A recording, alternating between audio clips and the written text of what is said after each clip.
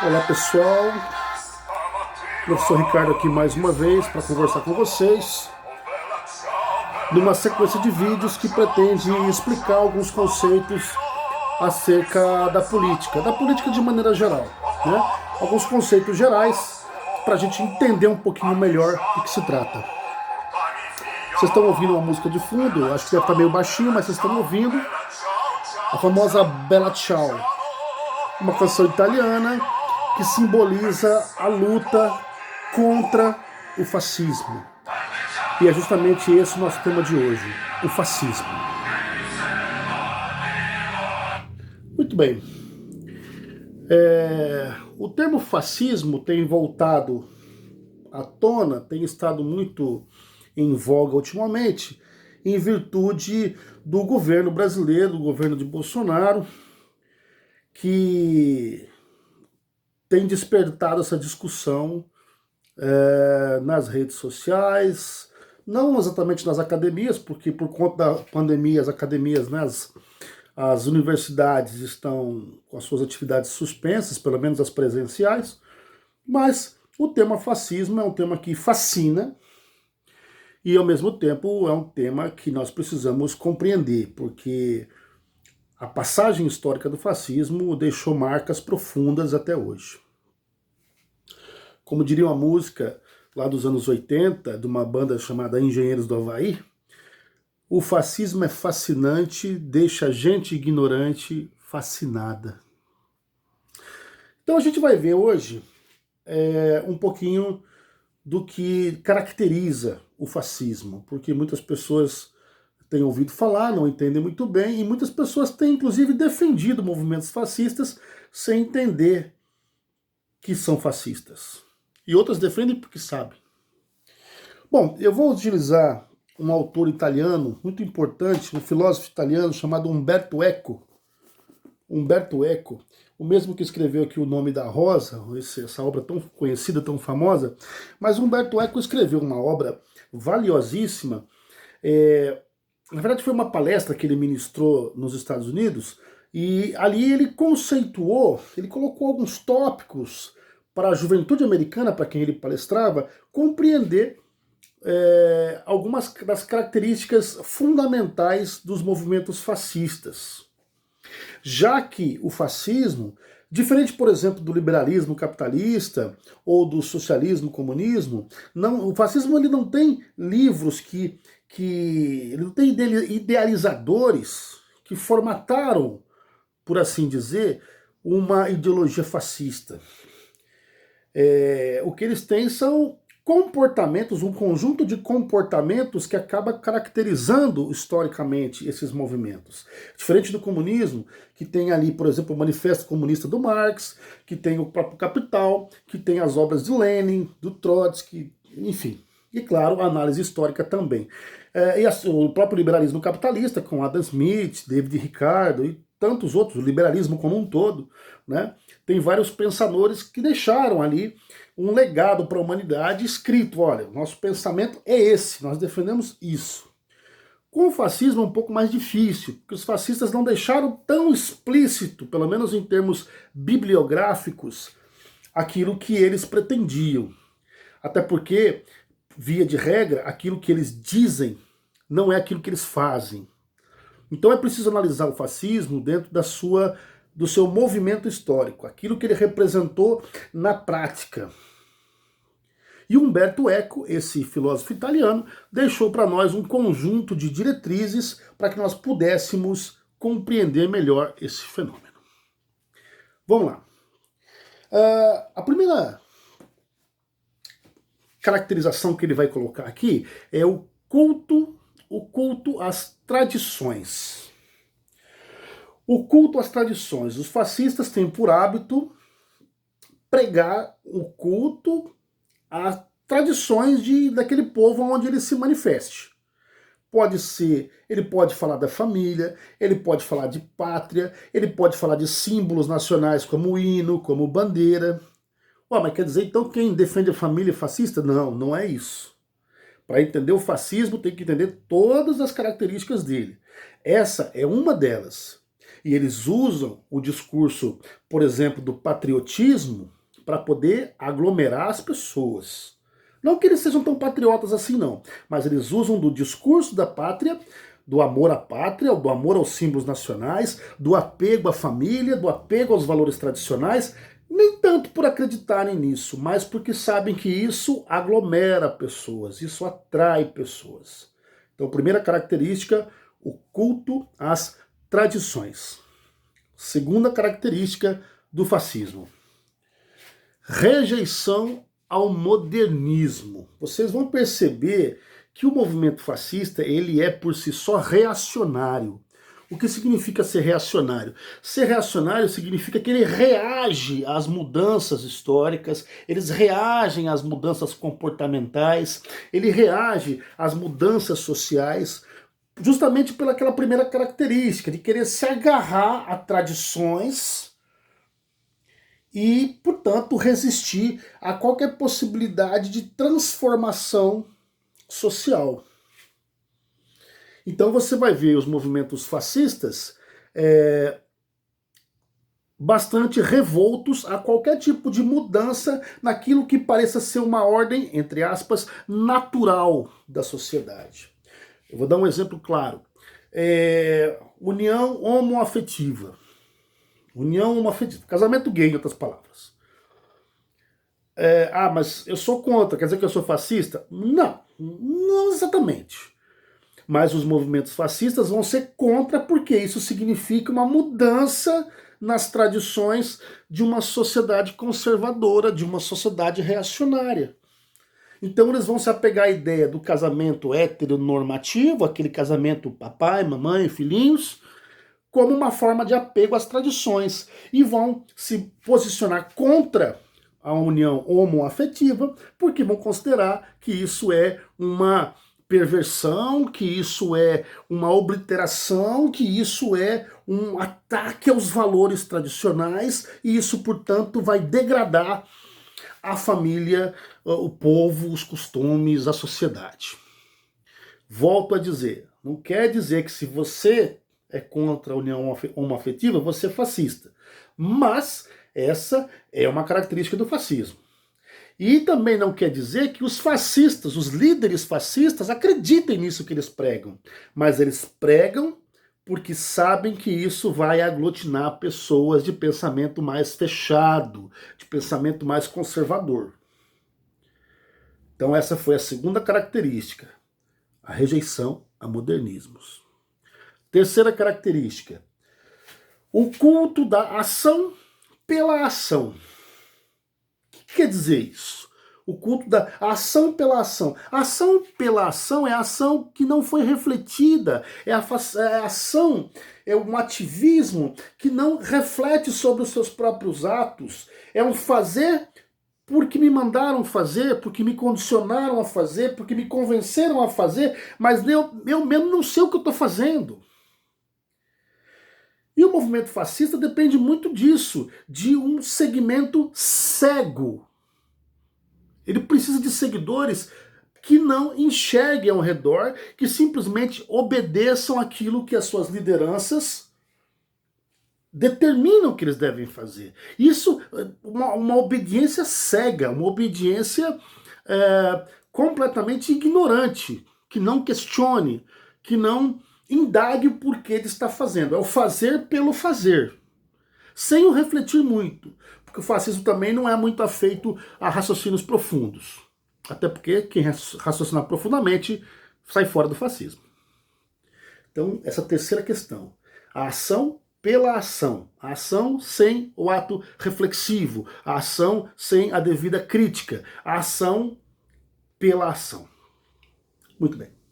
Vamos para o quarto item. O quarto item é o seguinte. Uma ideia de que quem discordar do fascista é traidor. Você pode ver aliados dentro de um movimento fascista de direita, porque o fascismo é um movimento de direita, de extrema direita, e em algum momento eles se descolarem. E a partir do momento que eles se descolam, o fascismo passa a tratar aquele que se descolou como traidor. E não necessariamente, pode ter sido uma divergência, pode ter sido um desentendimento por questões mínimas, até continuam defendendo mais ou menos as mesmas coisas, mas houve um racha, e quando há um racha, aquele que se apartou é imediatamente tratado como traidor.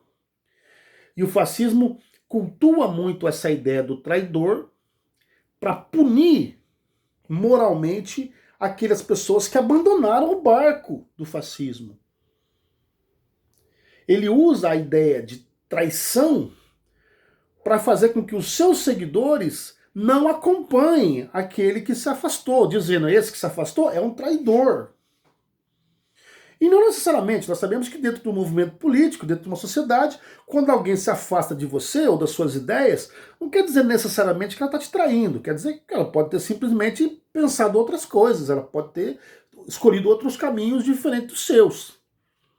Mas o fascismo precisa tratá-los como inimigos, até porque essa é um vulto em volta do fascismo. Ele precisa tratar todo mundo que não é fascista como inimigo.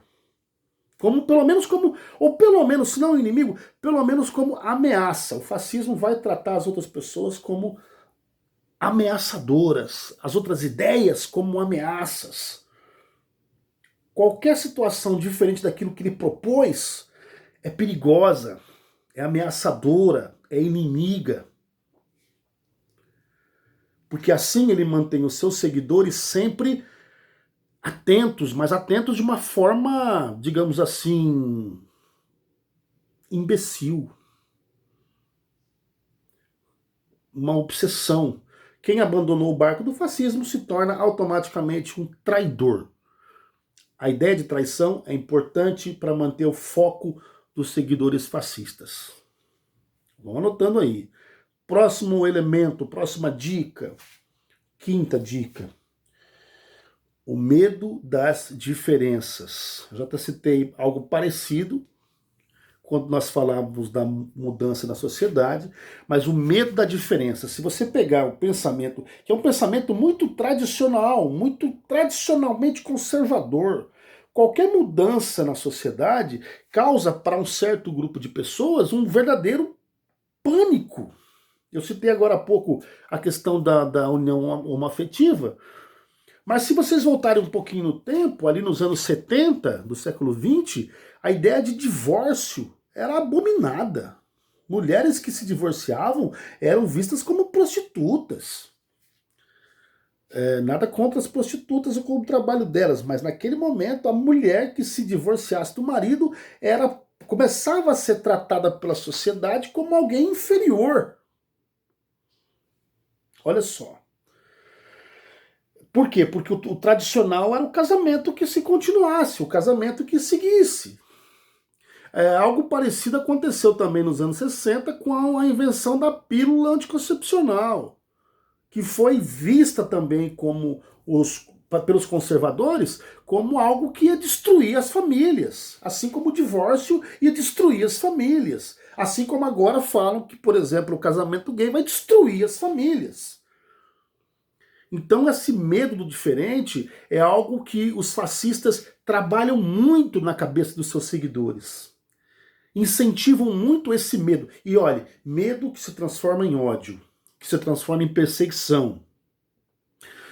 Né? Então os fascistas trabalham muito esse culto ao medo à diferença. Qualquer possibilidade de diferença. E eu quero lembrar uma coisa aqui: o inimigo histórico do fascismo é o comunismo. Para quem costuma confundir as duas ideologias, o inimigo histórico do fascismo, inimigo número 1 do fascismo, é o comunismo. Porque o comunismo representa uma profunda mudança social nas sociedades conservadoras capitalistas patriarcais. E aí, o comunismo é o pior fantasma que assombra os fascistas. Por isso que eles odeiam tanto a ideia de comunismo, mesmo que eles não entendam, porque a maioria não entende. Né? Repete, mas não sabe o que está falando. Mas a ideia de comunismo assombra os fascistas. Porque é justamente uma ideia de transformação, de mudança. Vamos para o próximo item. Item número 6. O apelo às frustrações sociais. O apelo às frustrações sociais. O que é o apelo às frustrações sociais? O fascismo, ele vai se aproveitar do conjunto de insatisfações de uma população e vai usar isso em seu favor. Ele vai usar o desemprego, ele vai usar guerras, ele vai criticar a corrupção, ele vai criticar a política, ele vai criticar o crime, a violência. Ele vai criticar qualquer coisa que cause desconforto, que cause medo, que cause indignação nas populações. E eu volto a dizer, ele vai criticar não é tanto porque ele é contra isso não, muitas vezes ele está envolvido no meio também. Só que ele sabe que esse discurso vai atrair pessoas. Um discurso muito comum dos fascistas é o discurso da não política. É o discurso da não política. E nós estamos vendo muito isso recentemente. É o sujeito que é político, que está se candidatando a cargos políticos, que está fazendo discursos políticos, que está fazendo conchavos políticos, que tem um projeto político, e ele diz que não é político. É o discurso da não política, que é uma política disfarçada. É uma política para atrair pessoas que estão inconformadas, indignadas, cansadas da política. O problema é que essas pessoas são políticos tanto quanto aqueles que eles criticam, mas o discurso, eles percebem, eles encontram no discurso da não política todo um nicho de apoiadores, inclusive de eleitores, que vão embarcar nessa ideia da não política, enquanto fazem política. É contraditório, né? Parece um paradoxo. Eu faço toda uma campanha política contra a política. É mais ou menos como aquele pessoal que vai pra rua se manifestar pelo direito de não poder se manifestar. O pessoal que vai pra rua pedindo ditadura. Que quer dizer isso, né? Quem pede ditadura está pedindo pelo direito de não poder se manifestar. É mais ou menos isso. É meio confuso mesmo. O pessoal é meio confuso. Muito bem. Então, o apelo às frustrações sociais. Eles vão usar o desemprego, a fome, a miséria, a violência, a corrupção para cativar as pessoas. Eles vão fazer um discurso contrário a esses problemas, eles vão atacar esses problemas, eles vão colocar a culpa desses problemas em alguém que eles vão eleger como inimigos, portanto, com o intuito, portanto, de atrair essas pessoas, esse povo, esse eleitorado, essa população para as suas bases. Então, apelo às frustrações sociais, isso é importante. Próxima. O termo, o Humberto Eco chamou de a obsessão por um enredo. Peraí, a obsessão por um enredo. Como é que é isso? O que é isso? O que é isso? Os fascistas, para poderem existir, precisam contar uma historinha para os seus seguidores. Eles precisam contar, eles precisam construir, escrever um enredo. Toda uma história com começo, meio e fim, com heróis e vilões, e intenções e subtramas, para poder convencer as pessoas de grandes conspirações que estão acontecendo ao redor delas e que, portanto, a única solução contra aquelas grandes conspirações são os fascistas. Em outras palavras, eles escrevem toda uma história de terror, onde eles são os heróis que vão poder salvar toda a humanidade, e todos os seus adversários, inimigos, os diferentes, são os vilões, são os monstros que vão nos atacar, e só quem pode nos proteger são os fascistas. Eu vou dar um exemplo de algo muito presente.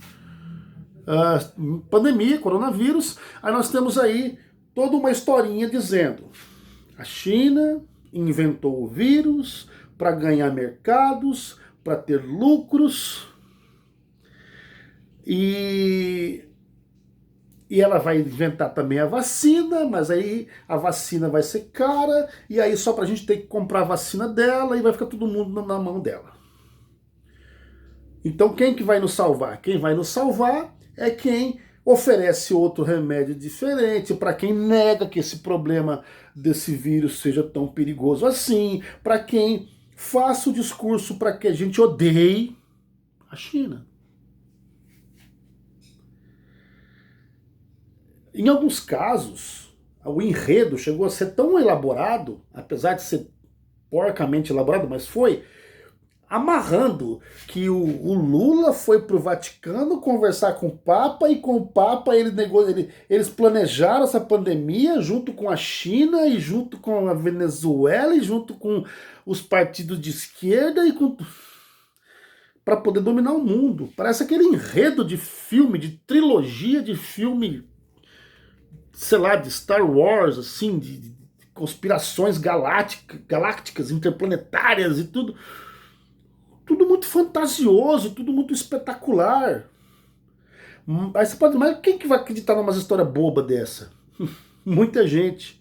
Porque o próprio fascismo, na sua vertente alemã, que foi o nazismo, disse, um cara chamado Joseph Goebbels, que era o ministro da propaganda do Hitler, ele dizia: uma mentira repetida 1000 vezes se torna verdade.